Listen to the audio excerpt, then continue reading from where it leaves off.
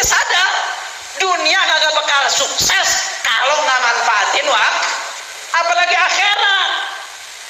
Makanya Imam Syekh Abdul Fattah Abu Ghudda sampai tulis kitab Qimatuz Zaman 'indal Ulama, betapa berharganya waktu bagi para ulama. Suatu kitab tuh diceritain. Ada tabi'in namanya Amir ibn Abdul Qais. Saking beliau menghargai waktu, Amir ibn Abdul Qais, beliau menghargai waktu luar biasa. Sampai-sampai beliau ngomong apa? Ketika ada orang ngajak ngobrol, ada orang pengen ngajak ngobrol yang nggak bermanfaat, ngobrol yang gak ada gunanya, pengen ngajak, wahai Amir, ukallimak, saya akan bicara dengan kamu. Kata Amir bin Abdul Qais apa? Amsikis syams hatta ukallimak. Amsikis syams hatta ukallimak. Itu pengen ngobrol sama aneh, ngobrol yang nggak penting.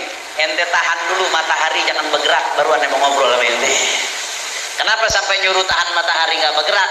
Saking dia ngehargain waktu. Tahan dulu, ente bisa nahan matahari nggak bergerak, aneh baru mau ngobrol sama ente.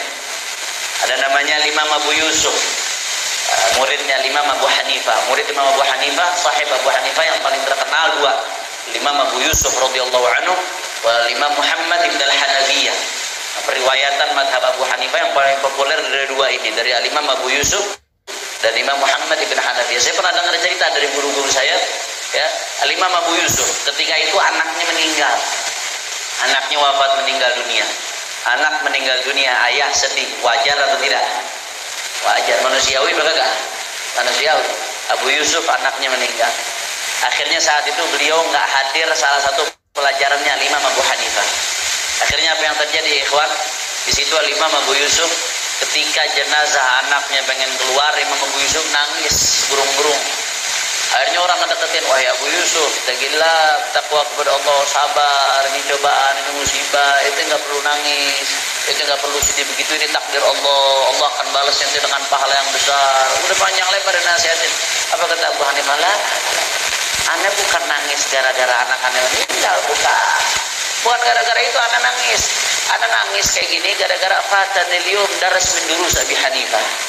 Hari ini aneh ketinggalan salah satu pelajarannya Imam Abu Hanifah, sampai nangis segitunya. Kita kalau ada yang ketinggalan ngaji ya pada nangis begitu.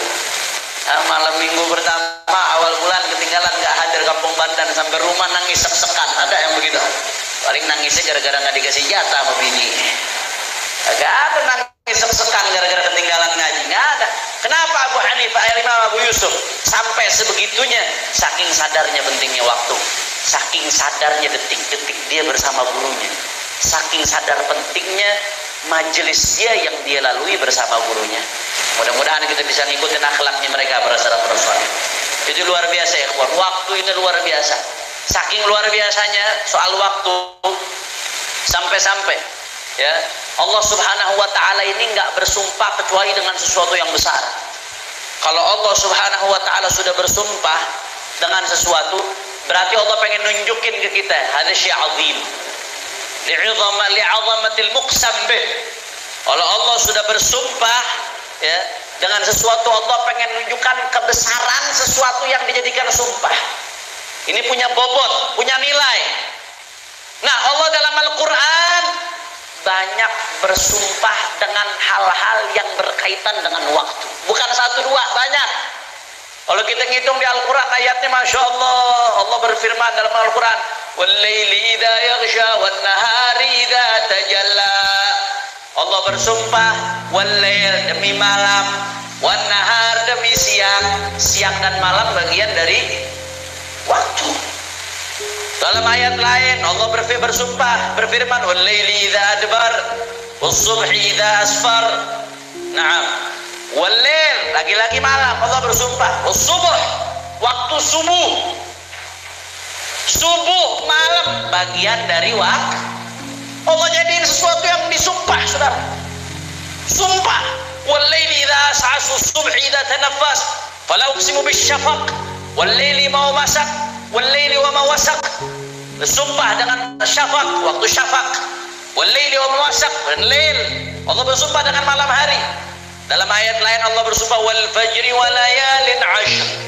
Wal fajar demi waktu fajar. Lagi-lagi yang dijadikan sumpah oleh Allah apa? Waktu. walayalin ashar, dan malam-malam 10 daripada malam Dzulhijjah. Ulama ahli tafsir kebanyakan menyebutkan walayalin ashar ini maksudnya malam 10 daripada 10 pertama Dzulhijjah, malam-malam yang agung yang dianjurkan kita untuk berbanyak ibadah. Tapi lagi-lagi berkaitan dengan waktu. Nah, dalam ayat lain Allah bersumpah wadduha wal-laili idza saja, wadduha, demi waktu duha, lagi-lagi berkaitan dengan waktu. Dalam ayat lain Allah bersumpah wal asri, demi masa, innal insana lafi khusr, semuanya manusia berada dalam kerugian. Lagi-lagi Allah bersumpah dengan waktu. Allah bersumpah bukan sekali dua kali, berkali-kali Allah bersumpah dengan waktu. Kenapa Allah bersumpah dengan waktu? Allah pengen nunjukin gitu, manusia, hamba-hambaku, inilah waktu yang besar, yang agung, yang tidak bisa dibayar dengan apapun. Andai kau punya dunia seisinya, kau punya apapun itu, maka itu tidak akan bisa untuk membeli satu detik yang sudah berlalu, saudara. Saking luar biasanya waktu. Kira-kira sampai sini jelas atau tidak? Masya Allah. Nah, makanya ya, Al-Imam Ar-Razi dalam tafsirnya katakan aqsam Allah Ta'ala bil asr alladhi huwa zaman. Allah bersumpah dengan al-asr yang itu merupakan waktu, zaman. Bima fihi minal ajib, karena waktu ini mengandung luar biasa keajaiban. Li'annahu yahsulu bihi sarra wad dharra was-sihha was-sadr was-saqam wal-ghina wal-faqr wa li'anna al-umra la yuqawwam bi syai'in nafasatan wa ghalaa. Kata Imam Razi, kenapa Allah bersumpah dengan waktu? Karena di dalamnya ada keajaiban. Keajaiban bagaimana? Segala sesuatu adanya di dalam waktu. Sedih adanya dalam waktu, senang adanya di dalam waktu, ya. Kaya adanya di dalam waktu, miskin adanya di dalam waktu, sehat adanya di dalam waktu, sakit adanya di dalam waktu. Dan satu detik yang sudah berlalu tidak akan bisa dibayar dengan apapun, saking berharganya waktu. Kira-kira sampai sini jelas atau tidak? Nah, ini prolog sebelum kita masuk ke kitabnya, prolog. Nah, makanya Allah Subhanahu wa taala berfirman dalam Al-Qur'an, "Awalam nu'ammirkum ma yatadhakkaru fihi man tadhakkar." Awalam nu'ammirkum ma yatadhakkaru fihi man tadhakkar wa ja'akumun nadhir fadhuqu fama lidh-dhalimin min nasir. Allah kata Allah Ta'ala, setelah tadi kita jelaskan bagaimana pentingnya waktu, Allah bersumpah dengan waktu yang menunjukkan kebesaran waktu, maka Allah Subhanahu wa Ta'ala dalam ayat lain menjelaskan awalam nu'ammirkum ma yatadhakkaru fihi man tadhakkar, tidaklah kami telah beri kalian umur. Umur isinya apa? Waktu. Tidaklah kami beri kalian umur ma yatadhakkaru fihi man tadhakkar, sehingga yang ngambil pelajaran di umur tersebut bisa ngambil pelajaran, yang bisa ngambil manfaat bisa ngambil manfaat, yang bisa ngambil renungan bisa ngambil renungan. Bukankah kami telah berikan kepada kalian, kata Allah Subhanahu wa Ta'ala. Makanya Imam Ibn Katsir ketika nafsirkan ayat ini, katanya mengatakan ai awama ishtu fid dunya amaran law kuntum mimman yantafi bil haqq lantafa'tum bihi fi muddati umrikum. Kata Imam Ibn Katsir, maksudnya ayat ini apa? Bukankah kalian telah hidup di dunia dalam tempo waktu umur tertentu? Bukankah kalian sudah dikasih waktu? Andai kata kalian manfaatkan waktu tersebut, maka kalian akan mendapatkan manfaat yang sangat besar, akan mendapatkan manfaat yang luar biasa. Masya Allah. Makanya Ibn Kiram, ini waktu sangat penting. Waktu Rasul Mal. Waktu itu Rasul Mal. Waktu itu adalah modal kita untuk mendapatkan kebahagiaan di dunia dan akhirat. Makanya Imam Al-Haddad mengatakan di sini, kata Imam Al-Haddad, amma ba'du fa hadha mu'allafun mubarak insyaallah. Dan ini adalah sebuah karya yang insyaallah diberkahi oleh Allah. Allafnahu li qasdin tadabur wal i'tibar. Kami mengarang kitab ini dengan tujuan supaya bisa menjadi pengingat dan pengambil pelajaran bima yamurru bil insan minal a'mal, dari apa yang dilewati oleh manusia dari umurnya. Wa yahulu bihi minal ahwal, ya, dan apa yang meliputi di sekitarnya dari keadaan yang meliputi daripada umur manusia. Keadaan sedih, keadaan susah, keadaan senang, keadaan bahagia, ya, keadaan sakit, keadaan baik, keadaan mulai di perut ibunya sampai dia di dunia, sampai dia masuk ke alam barzah, dapat nikmat barzah, ada kalanya dapat adab barzah. Na'udzubillah min dzalik. Wa yakhtalifu alaihi min al-atwar min hin yantaqilu min sulbin ila rahim.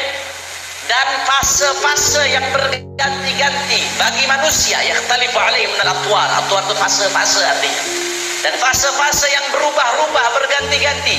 Min hin yantaqilu min sulbin ila rahim.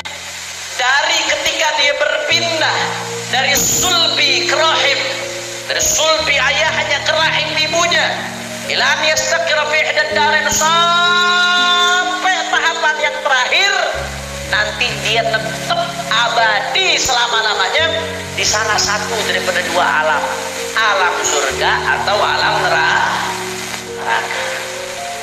Nah, apa tujuannya tadi? Menghadap di sini tujuannya supaya ngingetin kita.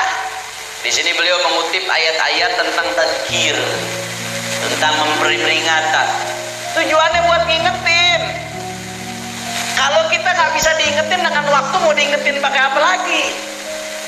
Kalau hal yang paling berharga dalam hidup kita aja kita nggak bisa manfaatin, mau manfaatin apa lagi? Kira-kira jelas atau tidak? Makanya beliau memperingatkan. Waqad amarallahu rasulahu sallallahu alaihi wasallam bitadzkir wa wasafahu bihi wa ja'ala tadhakkur min rasul mu'minina ahlil inab wal khasyah wal qulub wasyahadah. Allah perintahkan Nabi Muhammad sallallahu alaihi wasallam untuk mengingatkan hamba-hambanya, dan Rasulullah disifati dengan sifat mengingatkan, mudzakir. Salah satu nama Rasul sallallahu alaihi wasallam mudzakir. Rasulullah ada Rasul yang memberi peringatan kepada kita, dan dijadikan orang yang sadar ketika diberi peringatan itu sebagai sifatnya orang-orang yang beriman, ahlul inabah, orang yang selalu kembali kepada Allah, wal khasyah, dan yang takut kepada Allah, wal qulubi wasyahadati, dan orang-orang yang selalu menjaga hatinya, dan wasyahadah, dan melihat, menyaksikan dan mengambil